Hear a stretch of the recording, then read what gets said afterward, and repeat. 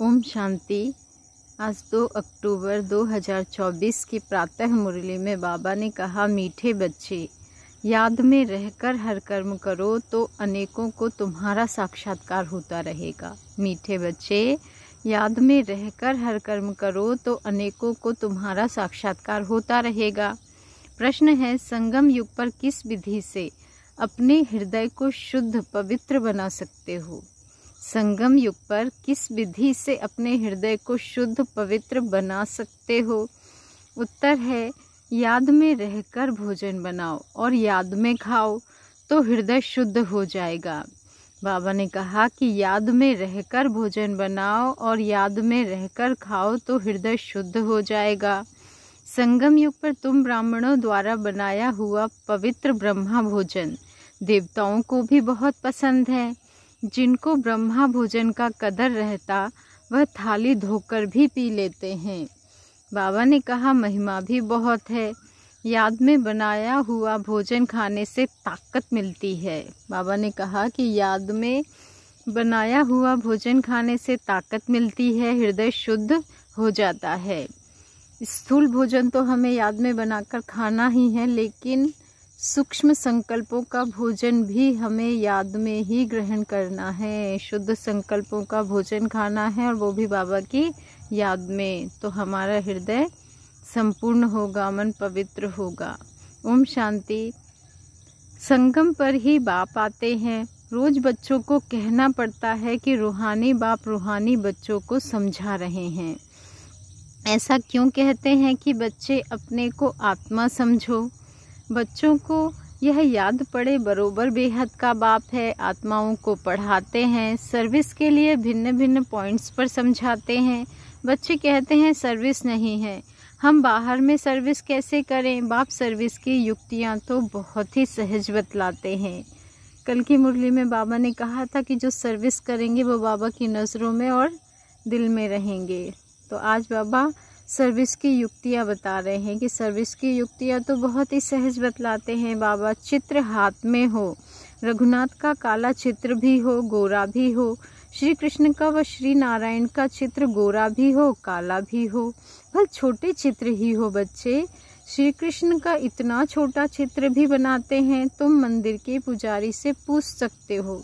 क्या पूछ सकते हो तुम मंदिर के पुजारी से कि इनको काला क्यों बनाया है जबकि असल गोरा था? वास्तव में तो शरीर काला नहीं होता है ना। तुम्हारे पास बहुत अच्छे गोरे गोरे भी रहते हैं, परंतु इनको काला क्यों बनाया है? यह भी तुम बच्चों को समझाया गया है। आत्मा कैसे भिन्न भिन्न नाम रूप धारण करते नीचे उतरती है। जब से कामचिता पर चढ़ती है तब से काला बनती है। जगन्नाथ व श्रीनाथ द्वारे में ढेर यात्री होते हैं। तुमको निमंत्रण भी मिलते हैं। बोलो, हम श्रीनाथ के 84 जन्मों की कहानी, जीवन कहानी सुनाते हैं। भाइयों और बहनों, आकर सुनो। ऐसा भाषण और कोई तो कर ना सके। बच्चे, तुम समझा सकते हो यह काला क्यों बने हैं। हर एक को पावन से पतित जरूर बनना है। बाबा ने कहा है कि हर एक को पावन से पतित जरूर बनना है। देवताएं जब वाम मार्ग में गए हैं तब उन्हें काला बनाया है। कामचिता पर बैठने से आयरन एज्ड बन जाते हैं। आयरन का कलर काला होता है, सोने का गोल्डन, उनको कहेंगे गोरे। वही फिर 84 जन्मों के बाद काले बनते हैं। सीढ़ी का चित्र भी जरूर हाथ में हो। सीढ़ी भी बड़ी हो तो कोई भी दूर से देख सकेंगे अच्छी रीति, और तुम समझाएंगे कि भारत की यह गति है। लिखा हुआ भी है ना, उत्थान और पतन। बच्चों को सर्विस का बहुत शौक होना चाहिए। बाबा ने कहा बच्चों को सर्विस का बहुत शौक होना चाहिए। समझाना है यह दुनिया का चक्र कैसे फिरता है। Golden age, silver age, copper age, फिर यह पुरुषोत्तम संगम युग भी दिखाना है। बाबा ने कहा भल बहुत चित्र नहीं उठाओ, सीढ़ी का चित्र तो मुख्य है भारत के लिए। तुम समझा सकते हो। अब फिर से पतित से पावन तुम कैसे बन सकते हो? पतित पावन तो एक ही बाप है। उनको याद करने से सेकंड में जीवन मुक्ति मिलती है। तुम बच्चों में यह सारा ज्ञान है, बाकी तो सब अज्ञान नींद में सोए हुए हैं। भारत ज्ञान में था तो बहुत धनवान था। अभी भारत अज्ञान में है तो कितना कंगाल है। ज्ञानी मनुष्य और अज्ञानी मनुष्य होते हैं ना बच्चे। देवी देवता और मनुष्य तो नामी गिरामी है। बाबा ने कहा देवताएं सतयुग त्रेता में, मनुष्य द्वापर कलयुग में। बच्चों की बुद्धि में सदैव रहना चाहिए कि सर्विस कैसे करें, वह भी बाप समझाते रहते हैं। सीढ़ी का चित्र समझाने के लिए बहुत अच्छा है। बाप कहते हैं गृहस्थ व्यवहार में रहो, शरीर निर्वाह के लिए धंधा आदि तो करना ही है। बाबा ने कहा जिस्मानी विद्या भी पढ़नी है, बाकी तो टाइम मिले तो सर्विस के लिए ख्याल करना चाहिए। हम औरों का कल्याण कैसे करें? यहाँ तो तुम बहुतों का कल्याण नहीं कर सकते हो, यहाँ तो तुम बहुतों का कल्याण नहीं कर सकते हो, यहाँ तो आते ही हो बाप की मुरली सुनने, इसमें ही जादू है। जाने कैसा जादू भरा हुआ भगवान तुम्हारी मुरली में, गीत है ना। तो बाबा ने कहा इसमें ही जादू है। बाप को जादूगर कहते हैं ना, गाते भी हैं मुरली तेरी में है जादू। तुम्हारे मुख से जो मुरली बजती है उसमें जादू है, मनुष्य से देवता बन जाते हैं। ऐसा कोई जादूगर होता नहीं सिवाय बाप के। गायन भी है मनुष्य से देवता की, एक करत न लागी बार। पुरानी दुनिया से नई दुनिया होनी जरूर है बच्चे, पुरानी दुनिया का भी विनाश जरूर होना है। इस समय तुम राजयोग सीखते हो तो जरूर राजा भी बनना है। बाबा ने कहा इस समय तुम राजयोग सीखते हो तो जरूर राजा भी बनना है। इस समय राजयोग सीखकर हम अपनी कर्मेंद्रियों के राजा बनते हैं। स्थूल कर्मेंद्रियां और सूक्ष्म मन बुद्धि कर्मेंद्रियों के राजा बनते हैं। फिर भविष्य में हम राज्य के राजा बनते हैं। अभी तुम बच्चे समझते हो 84 जन्मों के बाद फिर पहला नंबर जन्म चाहिए, क्योंकि वर्ल्ड की हिस्ट्री ज्योग्राफी रिपीट होती है। सतयुग त्रेता जो भी होकर गया है सो फिर रिपीट होना है जरूर। बाबा ने कहा तुम यहाँ बैठे हो तो भी बुद्धि में यह याद करना है कि हम वापस जाते हैं, फिर सतो प्रधान देवी देवता बनते हैं, उनको देवता कहा जाता है। अभी मनुष्यों में देवी गुण नहीं है, तो सर्विस तुम कहाँ भी कर सकते हो, कितना भी धंधा आदि हो, गृहस्थ व्यवहार में रहते भी कमाई करते रहना है। मुख्य बात है पवित्रता की। बाबा ने कहा इसमें मुख्य बात है पवित्रता की। प्योरिटी है तो प्रॉस्पर्टी है। कंप्लीट प्योर बन गए तो फिर यहाँ रह नहीं सकते। बाबा ने कहा कंप्लीट प्योर बन गए तो फिर यहाँ नहीं रह सकते। क्यों? क्योंकि हमको शांति धाम जरूर जाना है। आत्मा प्योर बन गई तो फिर आत्मा को इस पुराने शरीर के साथ नहीं रहना है। यह तो इम्प्योर है ना। 5 तत्व भी इम्प्योर है, शरीर भी इनसे ही बनता है। इनको मिट्टी का पुतला कहा जाता है। बाबा ने क्या कहा, इनको क्या कहा जाता है? मिट्टी का पुतला। 5 तत्व का शरीर एक खत्म होता है फिर दूसरा बनता है। आत्मा तो है ही, आत्मा कोई बनने की चीज़ नहीं है। शरीर पहले कितना छोटा फिर कितना बड़ा होता है, कितने ऑर्गन्स मिलते हैं जिससे आत्मा सारा पार्ट बजाती है।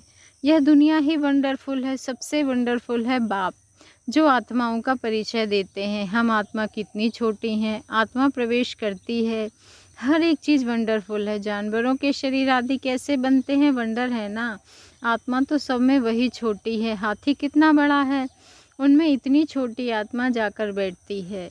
बाप तो मनुष्य जन्म की बात समझाते हैं। मनुष्य कितने जन्म लेते हैं? 84 लाख जन्म तो है नहीं, समझाया है। जितने धर्म हैं उतनी वैरायटी बनती है।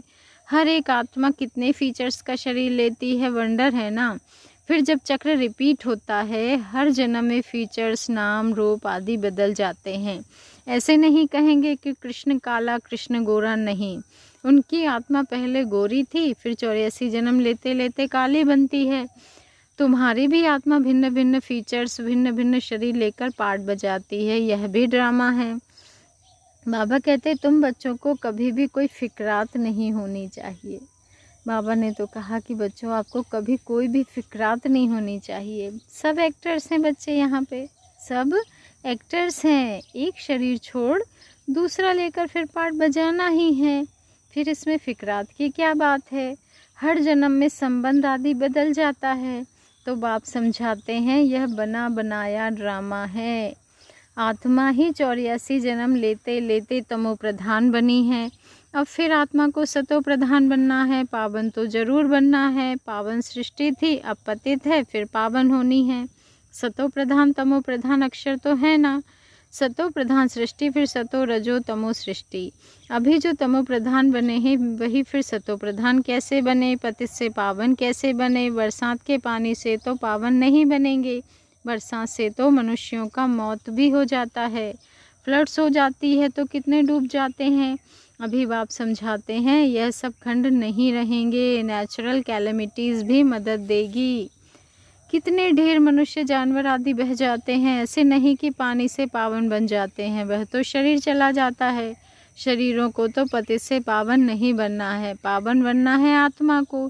सो पतित पावन तो एक बाप है, भले वह जगत गुरु कहलाते हैं, परंतु गुरु का तो काम है सद्गति देना, वह तो एक बाप ही सद्गति दाता है। बाबा ने कहा बाप सतगुरु ही सद्गति देते हैं, इसलिए किसी देहधारी गुरु की शरण में नहीं जाना है।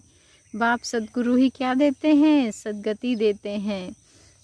बाप समझाते तो बहुत रहते हैं, यह भी सुनते हैं ना, गुरु लोग भी बाजू में शिष्य को बिठाते हैं सिखलाने के लिए, यह भी उनके बाजू में बैठता है। बाप समझाते हैं तो यह भी समझाते होंगे ना, इसलिए गुरु ब्रह्मा नंबर 1 में जाता है। शंकर के लिए तो कहते हैं आँख खोलने से भस्म कर देते हैं, फिर उनको तो गुरु नहीं कहा जाए। फिर भी बाप कहते हैं बच्चे माँ में कम याद करो। कई बच्चे कहते हैं इतने धंधे धोरी की फिक्रात में रहते हम अपने को आत्मा समझ बाप को कैसे याद करें। बाबा से बच्चे पूछते हैं कि बाबा इतने धंधे धोरी की फिक्रात में रहते हम अपने को आत्मा समझ बाप को कैसे याद करें।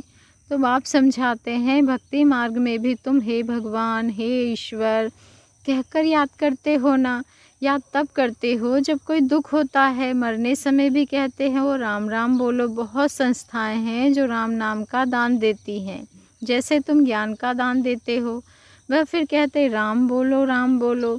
तुम भी कहते हो शिव बाबा को याद करो, वह तो शिव को जानते ही नहीं, ऐसे राम राम कह देते हैं। अब यह भी क्यों कहते हैं कि राम कहो जबकि परमात्मा सब में है।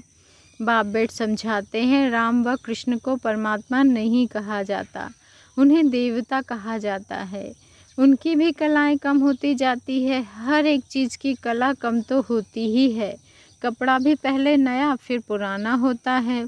तो बाप इतनी बातें समझाते हैं फिर भी कहते हैं मेरे मीठे मीठे रूहानी बच्चों अपने को आत्मा समझो, सिमर सिमर सुख पाया। यहाँ तो दुख धाम है, बाबा ने कहा यहाँ तो दुख धाम है, यहाँ का हर व्यक्ति हर परिस्थिति हर चीज़ दुख ही देगी, क्योंकि ये दुख धाम है ना। इसलिए बाबा कहते हैं कि मेरे मीठे मीठे रूहानी बच्चों अपने को आत्मा समझो, सिमर सिमर सुख पायो। यहाँ तो दुख धाम है। बाप और वर्षे को याद करो, याद करते करते अथाह सुख पाएंगे।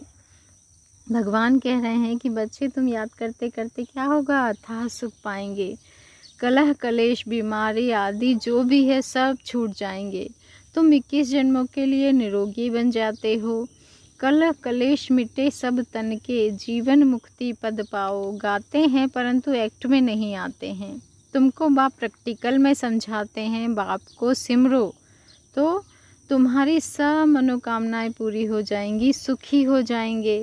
मोचरा खाकर मानी टुकड़ खाना, सजा खाकर रोटी का टुकड़ा खाना अच्छा नहीं है। बाबा ने कहा सबको ताज़ी रोटी पसंद आती है, आजकल तो तेल ही चलता है, वहाँ तो घी की नदियाँ बहती है। तो बच्चों को बाप का सिमरन करना है।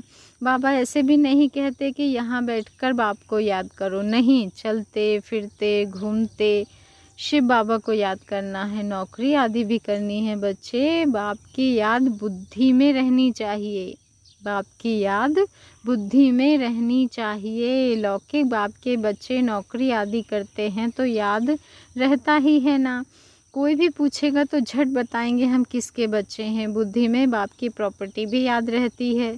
तुम भी बाप के बच्चे बने हो तो प्रॉपर्टी भी याद है, बाप को भी याद करना है और कोई संबंध नहीं। बाबा ने कहा बाप को भी याद करना है और कोई से संबंध नहीं। आत्मा में ही सारा पाठ नूंधा हुआ है जो इमर्ज होता है। इस ब्राह्मण कुल में तुम्हारा जो कल्प कल्प पाठ चला है वही इमर्ज होता रहता है। बाप समझाते हैं खाना बनाओ मिठाई बनाओ, शिव बाबा को याद करते रहो। हथकार्डे दिल यार्डे। शिव बाबा को याद कर बनाएंगे तो मिठाई खाने वाले का भी कल्याण होगा। कहाँ साक्षात्कार भी हो सकता है, ब्रह्मा का भी साक्षात्कार हो सकता है। शुद्ध अन्न पड़ता है तो ब्रह्मा का, श्री कृष्ण का, शिव का साक्षात्कार कर सकते हैं। ब्रह्मा है यहाँ, ब्रह्मा कुमार कुमारियों का नाम तो होता है ना, बहुतों को साक्षात्कार होते रहेंगे। क्यों? क्योंकि बाप को याद करते हो ना।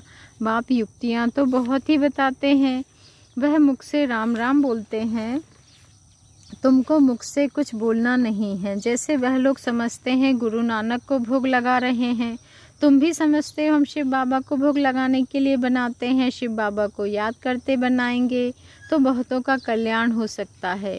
उस भोजन में ताकत हो जाती है, इसलिए बाबा भोजन बनाने वालों को भी कहते हैं शिव बाबा को याद कर बनाते हो। पूछते हैं बाबा कि शिव बाबा को याद कर बनाते हो? लिखा हुआ भी है शिव बाबा याद है, याद में रहकर बनाएंगे तो खाने वालों को भी ताकत मिलेगी, हृदय शुद्ध होगा। क्यों? क्योंकि वो भोजन नहीं होगा, भगवान की, शिव की याद में बनाया हुआ भोजन फिर प्रसाद हो जाएगा, महाप्रसाद, तो वो ताकत देगा। तो बाबा ने कहा ब्राह्मणों का बनाया हुआ भोजन भी पसंद करते हैं। ब्रह्मा भोजन का गायन भी है ना। ब्राह्मणों का बनाया हुआ भोजन देवताएं भी पसंद करते हैं, यह भी शास्त्रों में है। ब्राह्मणों का भोजन बनाया हुआ खाने से बुद्धि शुद्ध हो जाती है, ताकत रहती है। ब्रह्मा भोजन की बहुत महिमा है। ब्रह्मा भोजन का जिनको कदर रहता है थाली धोकर भी पी लेते हैं, बहुत ऊंच समझते हैं। भोजन बगैर तो रह ना सके। ब्रह्मा भोजन अर्थात पवित्र आत्मा के द्वारा बनाया गया भोजन। बाबा कहते हैं जब पवित्र आत्मा भोजन बनाएगी तो उसमें पवित्रता के वाइब्रेशन चले जाएंगे। इसलिए बच्चे ब्रह्मा भोजन में थाली धोकर भी पी लेते हैं, क्योंकि पवित्रता हमारे अंदर समाहित होती है और हम पवित्र बनते हैं, हमारा हृदय शुद्ध बनता है। तो बाबा ने कहा वो थाली धोकर भी पी लेते हैं, बहुत ऊंचे समझते हैं। भोजन बगैर तो रह ना सके। फेमन में भोजन बगैर मर जाते हैं, आत्मा ही भोजन खाती है। इन ऑर्गन्स द्वारा स्वाद वह लेती है। अच्छा बुरा आत्मा ने कहा ना, वह बाबा ने कहा यह बहुत स्वादिष्ट है, ताकत वाला है। ये सब कौन कहती है? आत्मा कहती है कि ये बहुत स्वादिष्ट है, ताकत वाला है। आगे चल जैसे तुम उन्नति को पाते रहेंगे वैसे भोजन भी तुमको ऐसा मिलता रहेगा। इसलिए बच्चों को कहते हैं शिव बाबा को याद कर भोजन बनाओ। बाप जो समझाते हैं उसको अमल में लाना चाहिए ना।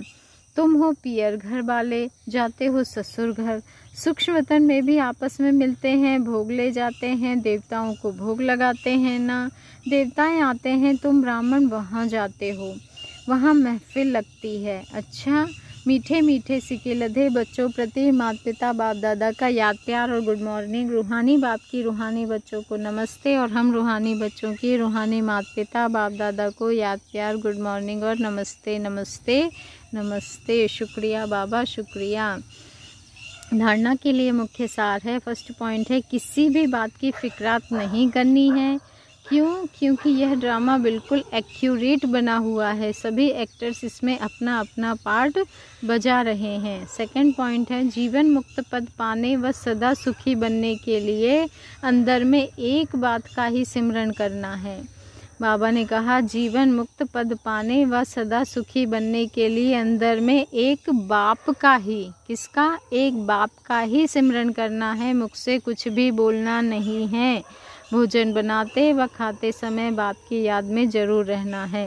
वरदान है स्वार्थ, ईर्ष्या और चिड़चिड़ेपन से मुक्त रहने वाले क्रोध मुक्त भाव। स्वार्थ, ईर्ष्या और चिड़चिड़ेपन से मुक्त रहने वाले क्रोध मुक्त भाव। आज का स्वमान है मैं क्रोध मुक्त आत्मा हूँ, मैं स्वार्थ, ईर्ष्या और चिड़चिड़ेपन से मुक्त रहने वाली क्रोध मुक्त आत्मा हूँ। कोई भी विचार भले दो, सेवा के लिए स्वयं को ऑफर करो, लेकिन विचार के पीछे उस विचार को इच्छा के रूप में बदली नहीं करो। बच्चे, जब संकल्प इच्छा के रूप में बदलता है तब चिड़चिड़ापन आता है, लेकिन निस्वार्थ होकर विचार दो, निस्वार्थ रखकर नहीं। मैंने कहा तो होना ही चाहिए यह नहीं सोचो, ऑफर करो। क्यों? क्या में नहीं आओ, नहीं तो ईर्ष्या घृणा एक एक साथ शांति।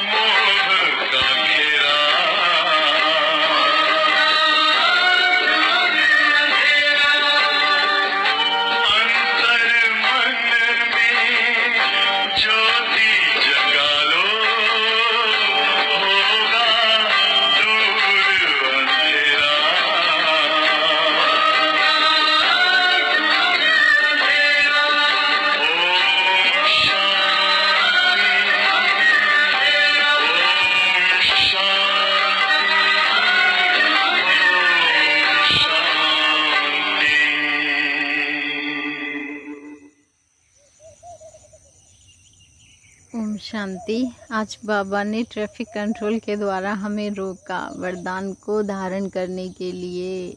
बच्चे इसे चिंतन करके खुद में समाहित करो, अंतर मन में ज्योति जगा लो तो अज्ञान अंधेरा दूर हो जाएगा। स्वार्थ, ईर्ष्या, चिड़चिड़ापन, जो भी अंदर में नेगेटिव वाइब से वो दूर हो जाएंगे। तो बाबा ने कहा कि मैंने कहा तो होना ही चाहिए, यह नहीं सोचो। स्टार्टिंग से पढ़ते हैं। वरदान बाबा ने कहा कोई भी विचार भले दो, सेवा के लिए स्वयं को ऑफर करो, लेकिन विचार के पीछे उस विचार को इच्छा के रूप में बदली नहीं करो। बच्चे, जब संकल्प इच्छा के रूप में बदलता है तब चिड़चिड़ापन आता है, लेकिन निस्वार्थ होकर विचार दो, स्वार्थ रखकर नहीं।